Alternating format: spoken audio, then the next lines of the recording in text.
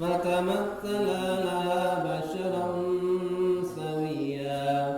قالت إني أعوذ بالرحمن منك إن كنت تقيا. قال إنما أنا رسول ربك لأهب لك غلاما زكيا.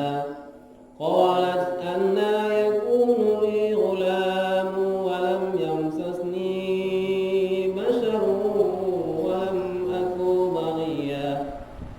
قال كذلك قال ربك هو علي هين ولنجعله آية للناس ورحمة منا وكان أمرا مقضيا.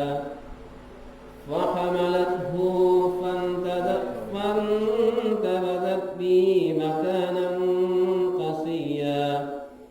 فأجاءها المخاض إلى جذع النخلة قالت يا ليتني مت قبل هذا وكنت نسيا منسيا. فناداها من تحتها ألا تحزني قد جعل ربك تحتك سريا وهزي إليك بجذع النخلة تساقط عليك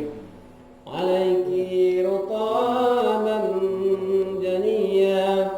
فكلي واشربي وقري عينا فإما ترين من البشر أحدا فقولي إني نذرت للرحمن صوما فلن أكلم اليوم إنسيا.